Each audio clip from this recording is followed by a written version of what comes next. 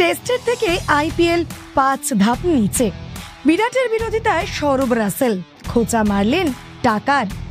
18 বছর অপেক্ষার পর আইপিএল ট্রফি জিতেছে রয়্যাল চ্যালেঞ্জার্স বেঙ্গালুরু। তবে ট্রফি জিতেও ক্রিকেটের এই ফর্মকে টেস্ট থেকে অনেকটাই নিচে রাখলেন বিরাট কোহলি। বললেন টেস্টের থেকে প্রায় 5 ধাপ নিচে থাকবে আইপিএল। তবে কিং কোহলির এই মন্তব্যের তীব্র বিরোধিতা করে আইপিএলকে শ্রেষ্ঠ বললেন আন্দ্রে রাসেল। টি20তে 10টি এবং আইপিএলে 3টি ট্রফি জয়ী রাসেল একটা টেস্ট খেলেছেন।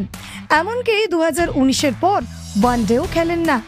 রাসেলের বক্তব্য, ভারত, অস্ট্রেলিয়া বা ইংল্যান্ডে টেস্ট খেলা ক্রিকেটারদের বেশ মোটা টাকা অফার করা হয় আর তাদের বেশ অন্য চোখেও দেখা হয়, আর তাই তারা টেস্ট খেলার জন্য মুখিয়ে থাকে।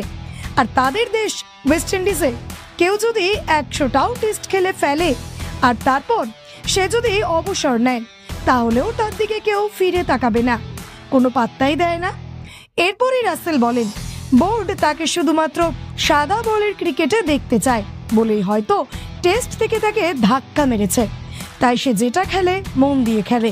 তবে সেসবের জন্য তার কোনো আক্ষেপ নেই।